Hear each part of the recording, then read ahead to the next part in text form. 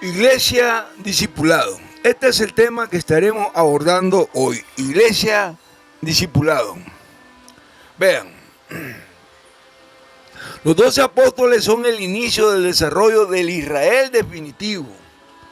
Los discípulos forman una nueva familia en torno a la cual se reunirá Israel.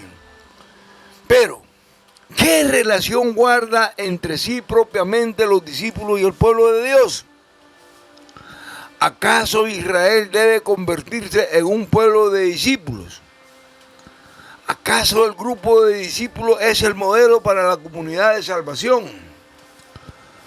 Donde el pueblo esté representado anticipadamente a lo que debe ser el pueblo de Dios. Hay un nuevo discipulado. Indicios que apuntan en esta dirección en el libro de los Hechos. A menudo se habla simplemente de los discípulos. Hechos 6:1 dice así: por aquellos días, al multiplicarse los discípulos, palabra de Dios, te alabamos, Señor Jesús. La palabra discípulo designa a toda la comunidad. Este uso lingüístico debe remontarse hasta la época de la primitiva comunidad jerosolimitana. También discípulo en el libro de los Hechos puede significar simplemente cristiano, miembro de la comunidad. Vean, mi nombre es Ángel Gallo, soy laico católico nicaragüense. Y antes de empezar, pongámonos en las manos del Señor Jesús. A ver.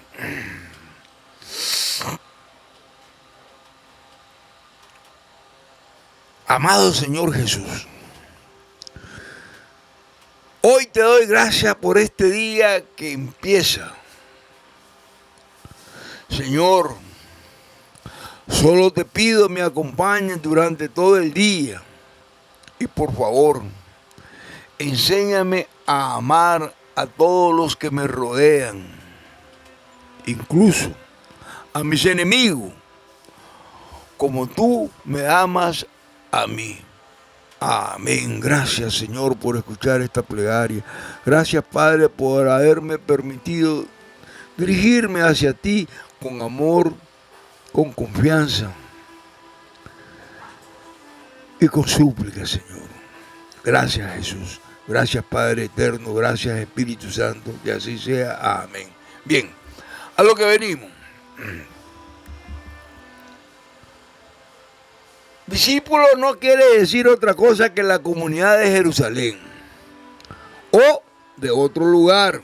Ahora añada que los evangelios que hablan con extraordinaria frecuencia de los discípulos de Jesús no son meras presentaciones históricas, sino que proyectan el tiempo de Jesús sobre el tiempo posterior de la iglesia. Hablando de Jesús, el evangelista habla de su propio presente eclesial. De ahí el hecho de ver en el discipulado las características esenciales de la iglesia que se sitúa muy cerca, y se podría hablar de la ecuación iglesia igual discipulado. Y esto es correcto, pero cuando leemos en el Nuevo Testamento la cuestión se presenta diferenciada. El lenguaje de los Hechos permite ver que sin discipulado no puede haber iglesia. Esto es claro en el Nuevo Testamento porque su uso es raro en la literatura de las cartas paulinas y católicas. Las cartas evitan la palabra discípulo. El modo de expresión del libro de los Hechos podría proceder de la situación inicial de la joven iglesia post-pascual. Sepan que en ese momento no eran precisamente las diferencias. Estas vendrían más tarde, pero ya estaban depositadas en la misma tradición de los evangelios. Solo se puede llegar a ser discípulo si se es escogido por Jesús. Más nada, esto que quede bien claro. Solo se puede llegar a ser discípulo si se es escogido por Jesús a través del llamado: venid conmigo, seguidme. Sepan que Jesús no llamó a todos a seguirle como lo quieren hacer ver todas las sectas protestantes. Ellos no fueron llamados por la sencilla razón que el protestantismo no existía. La apostasía luterana no había nacido todavía.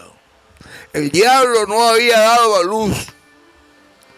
La proclamación del reino de Dios desemboca en la invitación: arrepentidos y creed en el Evangelio. Marcos 1:15. Pero no seguidme y haceos mis discípulos. No hay una palabra de Jesús invitando a todo el pueblo al discipulado. Él no pone ninguna condición a ser discípulo para participar en el reino de Dios. Queda claro el número delimitado a quienes llamó para que le siguieran, a los 12. Más allá podemos nombrar algunos nombres, algunos personajes, siguiendo la tradición neotestamentaria. Deja claro que eran discípulos, o sea, seguidores de Jesús: Matías, José Bersabás, Cleofás, José de Arimatea, Natanael, María Magdalena, María, la madre de Santiago el Menor, José, Salomé, la mujer de Cusa y Susana. Lucas cuenta de otros 70 discípulos. En cualquier caso, es un número redondo que debe proporcionar colorido bíblico, pues los números 12, 40 y 70 pertenecen al Antiguo Testamento, cifras teológicamente más empleadas y cualificadas con el número 70. Quizás Lucas no estaba tan alejado del tamaño real del grupo de los discípulos. Jesús no conseguía discípulos a cualquier precio. Él les advertía diciendo, mientras iban de camino, uno le dijo: te seguiré a donde quiera que vaya. Jesús le dijo: los zorros tienen sus cuevas, las aves del cielo su nido, pero el Hijo del Hombre no tiene dónde reclinar la cabeza. Lucas 9, versos 57 al 58. Otras observaciones apuntan en la misma dirección.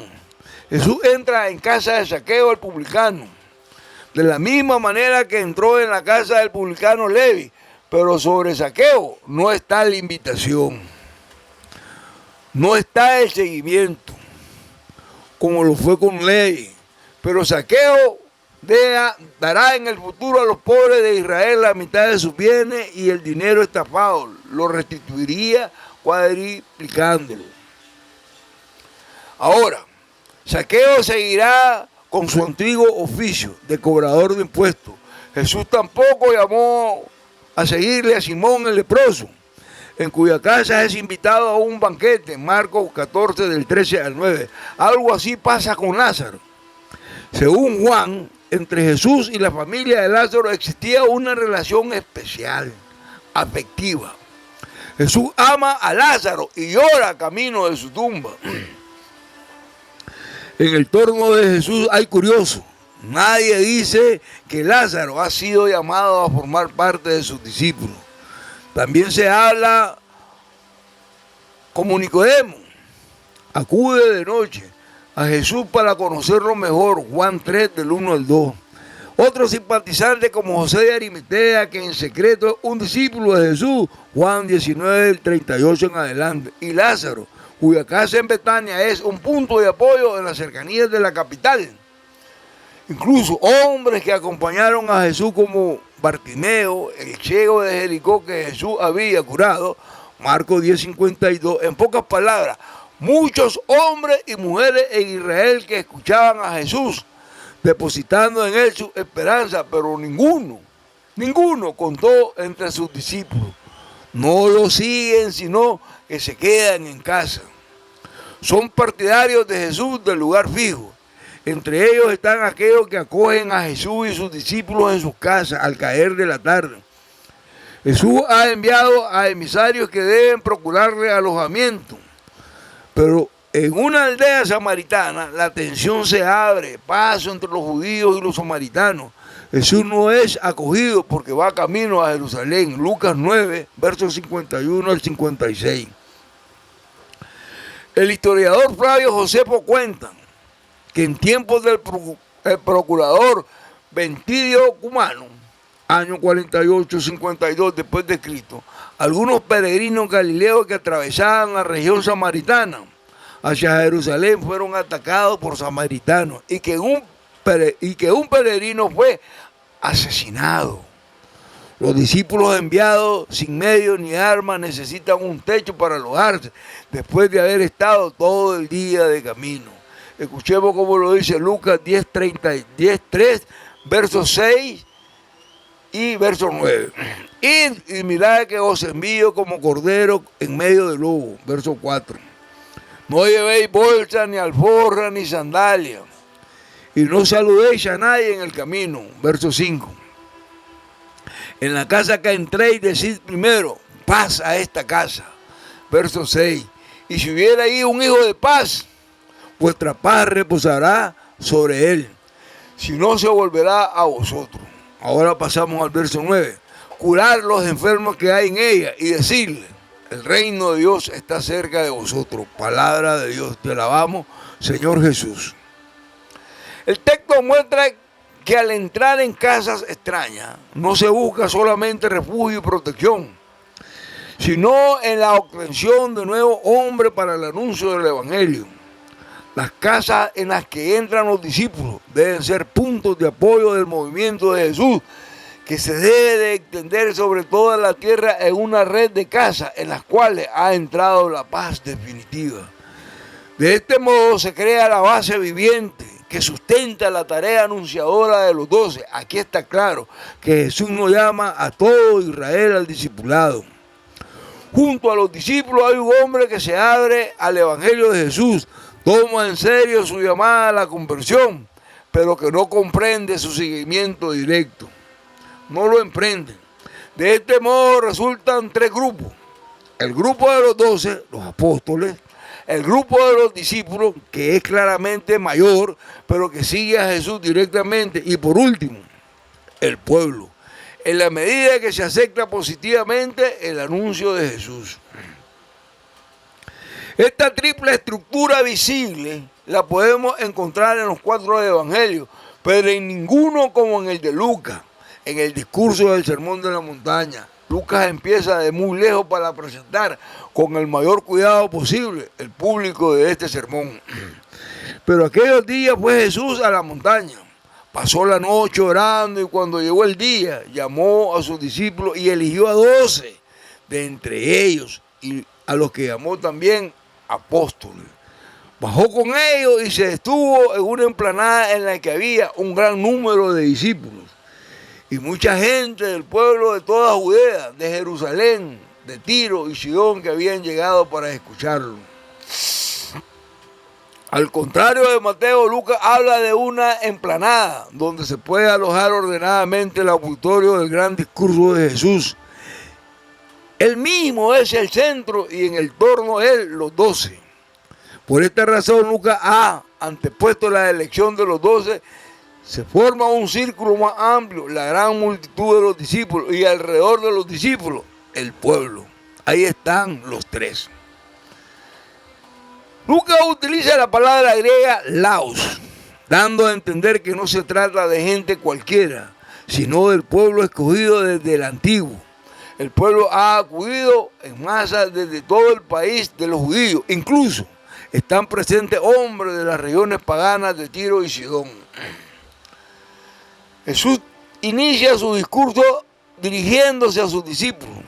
Hacia ellos levanta los ojos y según Lucas, Jesús se debe en primer lugar a los discípulos. Ellos son los oyentes del discurso, pero también es para el pueblo, pues todo Israel debe ser reunido. Todo está orientado hacia Israel, apóstol, discípulo, pueblo.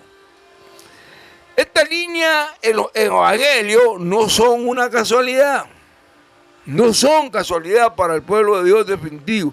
Por tanto, esta iglesia católica y el grupo de los 12 no pueden pertenecer a cualquier iglesia. Los apóstoles son el primer símbolo creado por Jesús para hacer visible la voluntad de Dios. En esta renovación definitiva del pueblo de las 12 tribus, los 12 son enviados a Israel. Ellos son portadores de una misión definitiva que continuará después de la iglesia. Aclaro, no todos pueden ser discípulos, pues el discipulado es un llamado, no depende de la voluntad de la persona, puede hacer que alguien quiera seguir a Jesús, pero no es así. El hombre de la región de Gerasa, que Jesús ha liberado a sus demonios, le pide que le permita ir con él. Marcos 15, 18. El sanado suplica poder permanecer como discípulo cercano a Jesús. Y Jesús no lo dejó. Así que, pastor, no se equivoque, que usted fue iluminado por el Espíritu para ser discípulo de Cristo. Está confundido yo. Está confundido. Sino que le dijo, vete a casa y cuéntale todo lo que el Señor ha hecho contigo. Él se fue y comenzó a anunciar por la Decápolis lo que Jesús había hecho con él. Marcos 5, versos 19 al 20. Este relato apunta hacia la misión pospascual en las ciudades de la Decápolis. El relato presupone que el hombre era un pagano, pero que ese, el primer misionero cristiano de la Decápolis pagana, no podría haberse convertido. Según la lógica de la narración, el discipulado de Jesús prepascual se dirige a Israel. El relato muestra que no cualquiera está llamado a ser discípulo. Los evangelios cuentan que no todos pueden serlo, aunque quieran. Esto no significa que usted no sea importante para el movimiento de Jesús. El sanado de Gerasa se convertirá en un anunciador de Jesús, quizás en su entorno, incluso en preparador de una misión futura.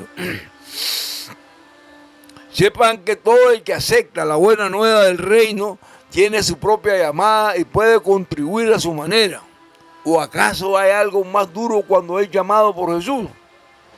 Y responda primero, tengo que ir a enterrar a mi padre. Y Jesús responde, deja que los muertos se entierren a sus muertos. Tú ven a anunciar el reino de Dios. Lucas 9, 60.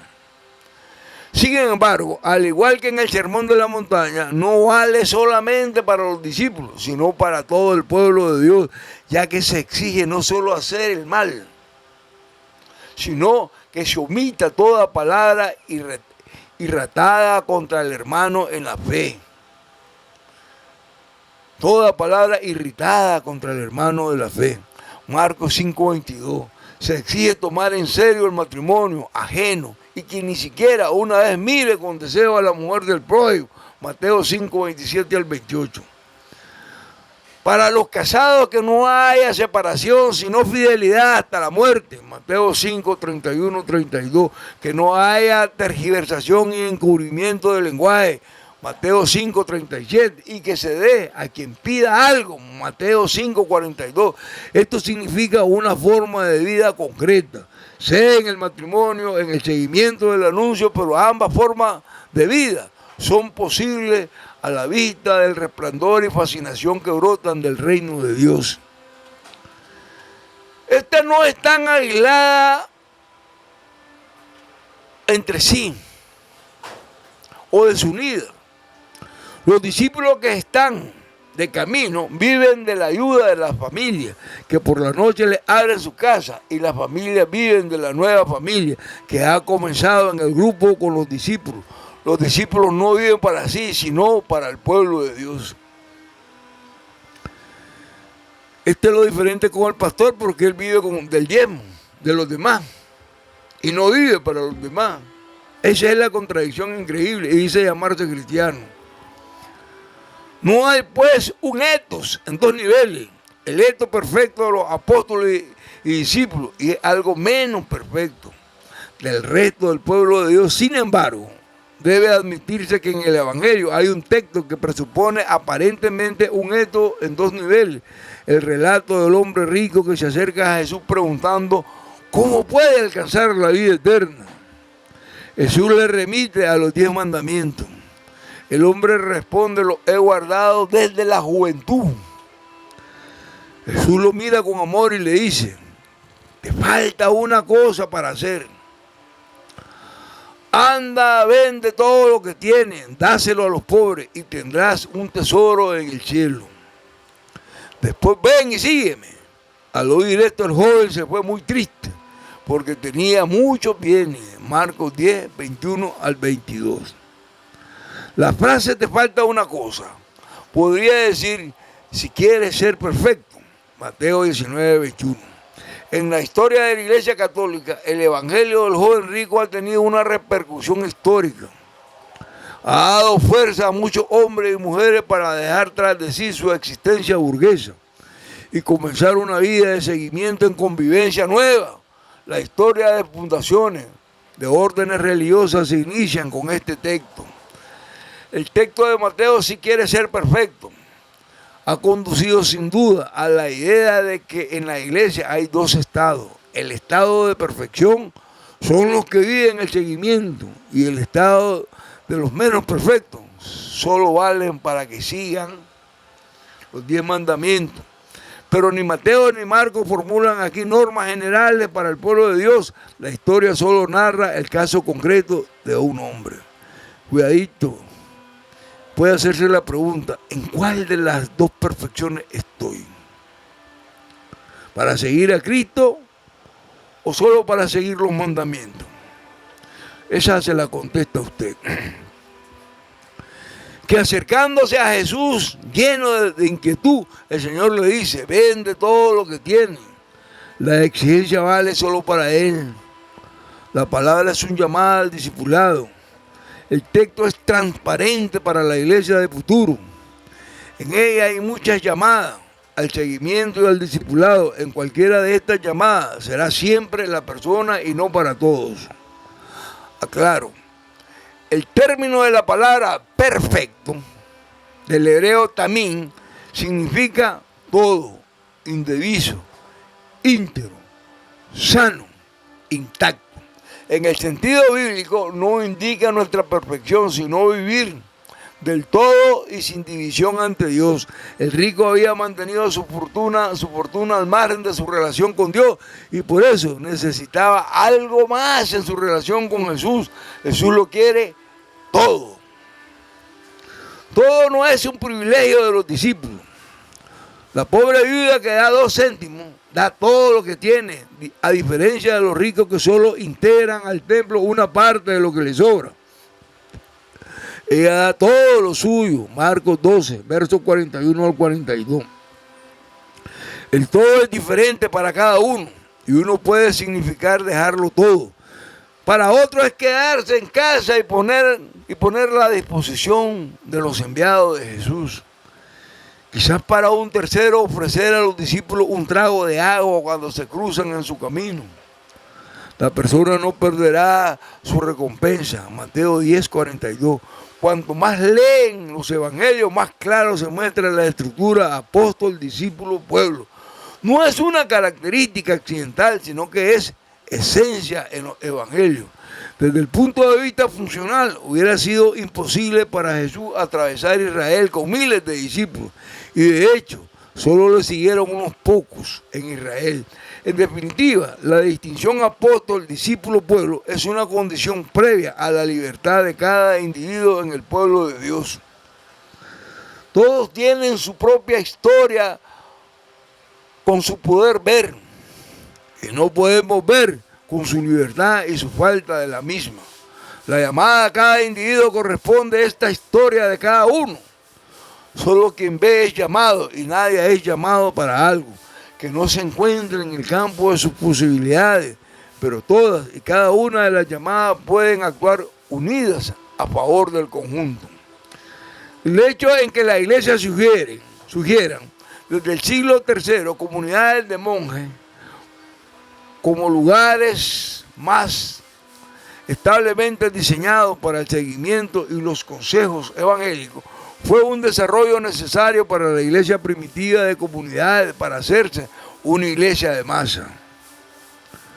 Monasterios y sociedades de vida común se han mantenido en la iglesia a lo largo de los siglos. Es el proyecto del discipulado, y de esta manera se desarrolló en la iglesia como una forma especial. Como un propio estado eclesial, apenas existía la posibilidad para el resto de los bautizados de vivir en el seguimiento. Para ellos se debía ir al monasterio. Seguimiento y discipulado responden a los evangelios, forman un binomio que no puede vivirse en una estrecha comunión de apóstoles, discípulos y pueblo. Así recibe su fuerza el pueblo de Dios. Solo así muchos miembros se convierten en un solo cuerpo, la iglesia. Hermanito, termino, ya no les quito más tiempo. Ya no les quito más tiempo. Me voy. La iglesia es un edificio celestial. La iglesia es un edificio celestial de muchas piedras vivas, a modo concreto. ¿Cómo podría ser vivido el discipulado y el seguimiento en comunidades normales, en medio del pueblo de Dios? Esto, sepan, hermanitos, nos ocupará en otro momento, en otra charla, y que el Señor me les bendiga. Adiós. Y por favor, no dejen de suscribirse en este canal católico, Iglesia y Apologética. Ay de mí si no evangelizo, Ángel Gallo. Y para que les sigan llegando las nuevas notificaciones de estos nuevos videos que estaría haciendo, hagan link y hagan clic. De esta manera, hermanito católico estará contribuyendo en esta campaña evangelizadora católica. Es importante llevar a la iglesia al mundo. Es importante darla a conocer la iglesia al mundo.